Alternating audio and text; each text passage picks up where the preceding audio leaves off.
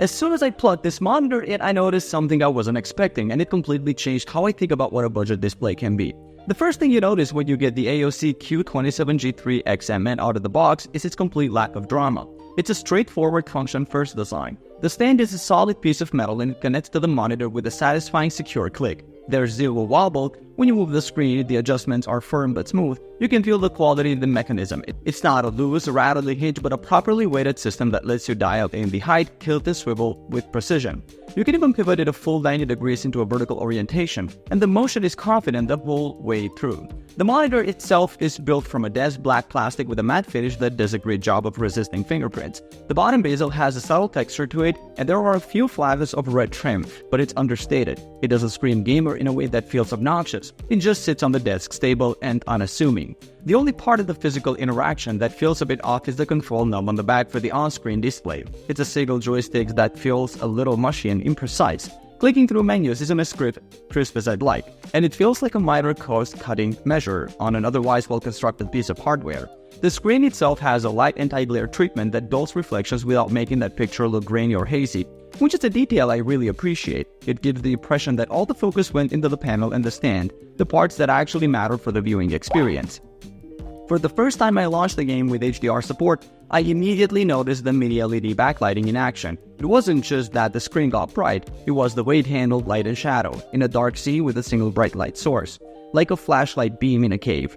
The light was intensely bright without washing out the surrounding darkness. The black stayed truly black, not a hazy gray. This is where the 336 local dimming zones make their presence known. Explosions and bright effects in games have a genuine pop that you just don't get on a standard IPS or edge-lit monitor. It felt less like I was looking at the screen and more like I was looking through a window. It's not a big deal, but sometimes it does this little thing where you can notice some black smear with fast-moving objects against certain backgrounds. It's a classic VA panel perk in most games. You don't see it, but in a very specific scenario like scrolling black text on a white page or in a fast-paced shooter, a slight trail can appear. Setting the overdrive to medium settings help a lot, but it's still there if you look for it. Compared to the IPS monitor I was using before, the difference in contrast is night and day. My old screen suddenly looks washed out and gray in comparison. The colors on this AOC panel feel richer and deeper, especially in dark seas. Now that IPS did have better viewing angles, if you move too far to the side of the AOC, the colors start to shift and lose their vibrancy, which is something my IPS panel never did. But for sitting right in front of it, this experience is just in another league. It even gives some OLEDs a run for their money, getting remarkably close to that perfect black for a fraction of the cost. When you scroll through the product page, you can immediately see what AOC wants you to believe this monitor is about. They really highlight the 180Hz refresh rate and the 1ms response time, pushing it as a pure gaming display for fast-paced action. And don't get me wrong, it is very fast and responsive. But what surprised me is how little they emphasize the mini LED backlighting system.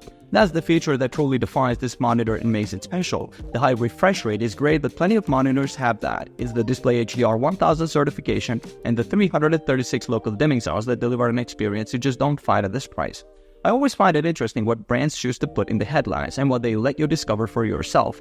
After a few days, the Q27G3XMN just blended into my setup. For work, the 27-inch 1440p screen provides plenty of space for multitasking, and the text is perfectly sharp and clear. The fantastic ergonomic stand means I can easily adjust it to the perfect height and angle for long sessions, which my neck and back appreciate.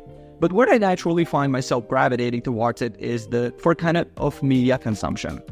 I didn't expect to appreciate it so much for watching movies. The deep contrast and punchy highlights from the HDR make cinematic content feel incredibly immersive, far more than on a typical desktop monitor. It's the kind of thing you stop thinking about while using it, in a good way.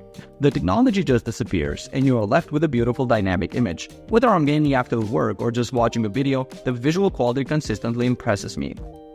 You don't really notice how much it changes your setup until you go back to something else. Firing up my old IPS monitor felt like putting a gray filter over everything. It's not a deal breaker, but something I kept noticing is the awkward on-screen display control. Fiddling with that little joystick on the back to change brightness or switch inputs is more frustrating than it needs to be.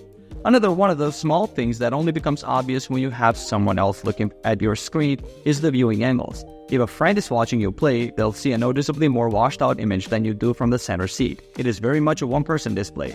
Finally, while the response time is excellent for a BA panel, it doesn't feel quite as instantaneous as a top-tier IPS or an OLED in competitive shooters.